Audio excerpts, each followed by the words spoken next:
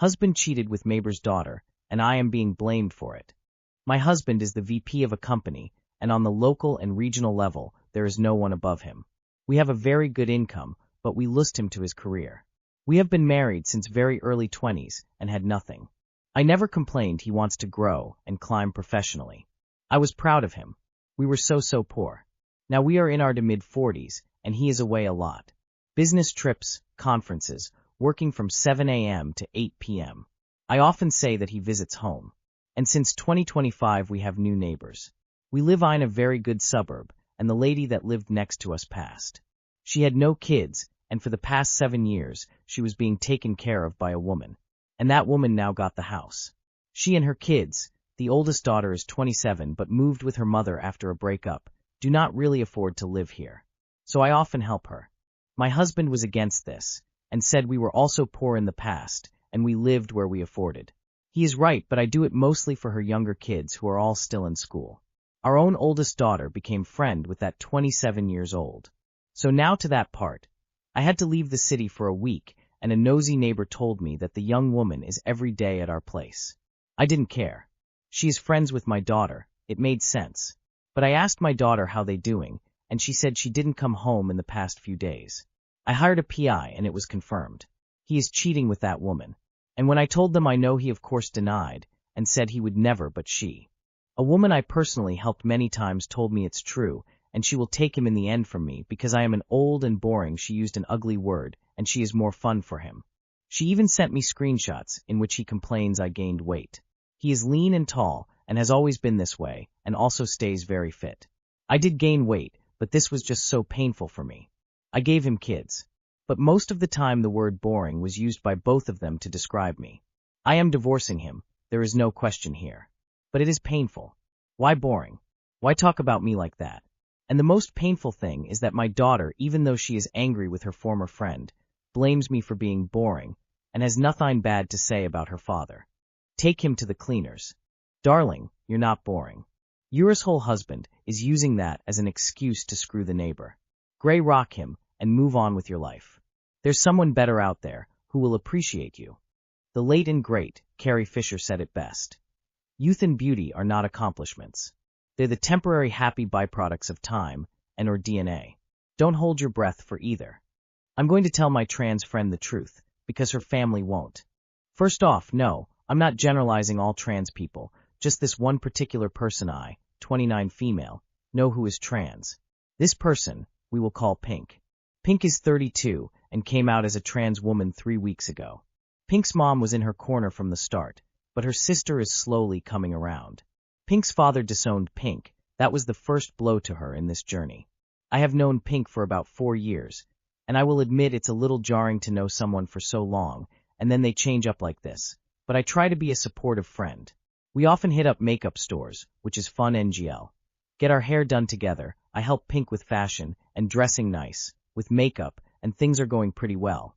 The problem comes in with the restrooms, locker rooms, which I won't get all into, but with the recent stigma around trans people in restrooms, you can imagine how things are going. I have to hand it to Pink though. Choosing to go to the men's restroom out of respect was pretty cool, but I can tell not being able to go into the women's spaces bothered her. I'm not going to act like I know how she feels though. Then the next time we went to the store, I had to pick up some menstrual pads. Pink followed me to the feminine care aisle and picked up some tampons and put them in the basket. I told her that I don't use tampons because they're just uncomfortable for me, but then Pink said they were for her. I stared at Pink for a moment of time that I knew was a little too long, because I didn't know how to respond without hurting her feelings. So I just didn't say anything. As we were going through the store, I then asked how was Pink going to use them. Then Pink started jabbering off about how she was going to get her surgery, and then she'll be able to go into women's locker rooms and maybe other women-exclusive places, and then was excited about getting menstrual cramps and periods. From what I understood, it sounded like she thought she would be fully accepted as a woman if she gets her period. I'll be honest, I care about Pink, but entertaining this is something I'm not comfortable with. For the last 3 days, she has been excited in planning her surgery, excited about becoming a full-fledged woman after her hormones kick in. She thinks because she can potentially grow natural breasts, then it's also possible to get all the other female shit too. Okay, I can take Pink to Sephora, I can get my hair done with her. We can play dress up all day. But when it comes to this, I'm going to have to be honest with Pink. Her family isn't much help either. They're all for it. And they tell her that yes, she's going to get her period. She'll be able to get pregnant. What the fuck, no. I am not lying to my friend. Her mother and her sister both tell me that I not them, that / I / would be cruel to tell Pink lies. But what's going to happen if she goes through with all of it? She's not going to get periods, she's not going to get a uterus, she's not going to have monthly cycles, and she's not going to be able to get pregnant. When she pays all of this money to get all of that done, and nothing happens, then what? Keep going with the lie. I know the truth can hurt sometimes, but I would rather my friend have her feelings hurt for about a day, or maybe a week with reality, instead of wasting thousands of dollars of her hard-earned money that she's not going to get back for something that will never happen. I'll try to be as gentle as I possibly can. It's going to be a hard conversation, but somebody's going to have to do it, and it's certainly not going to be her mother, and I don't trust those surgical doctors. I've seen enough horror stories to know they lie too. Too long did not read. Tran's friend thinks if she gets periods, she will be accepted as a woman. Friend's family wants her to spend thousands of dollars to get bottom surgery, making her believe that she will get the full menstrual package, when that's a lie.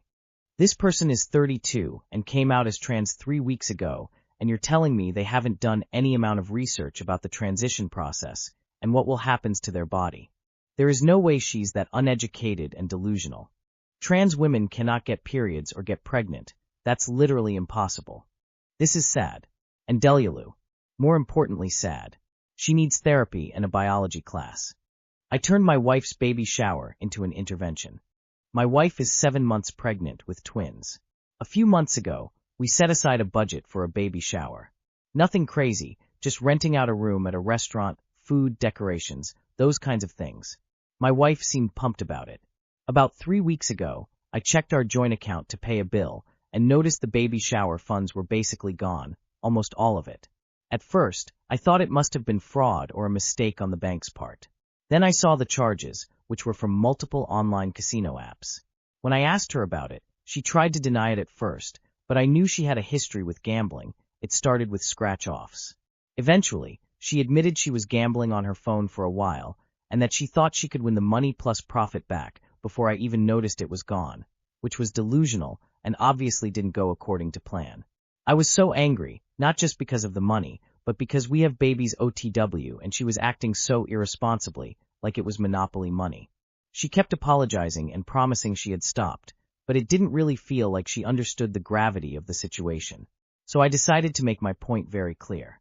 The baby shower invitations were already sent out. Everyone thought they were coming to celebrate the babies, but I planned an intervention of sorts instead. I still decorated the restaurant. Balloons, a baby banner, cupcakes, the whole shebang. She showed up thinking everything was normal.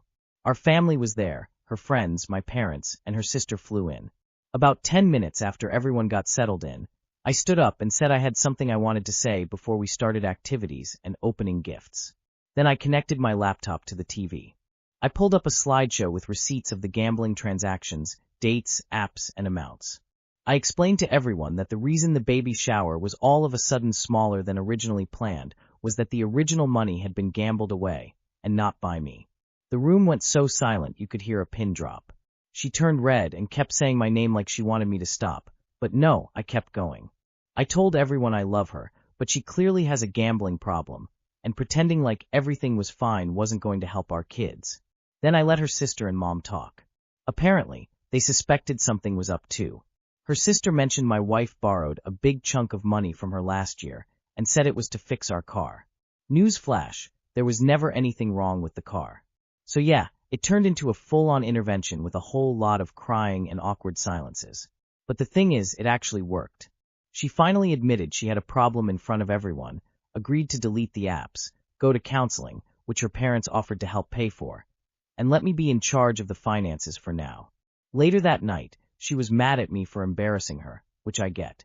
But she also admitted that if I had just yelled at her privately again, she probably would have kept thinking she could fix it herself. Hopefully, this stops for good before our daughters get here. Isn't an intervention organized with the other attendees? You should have reduced the attendance list to just let family and told them what you were planning on doing. Or you could have had the party and had a small group afterwards. Hell no. I'm glad you did it right now instead of waiting. She would blow your kids' college funds. No enabling. I like it.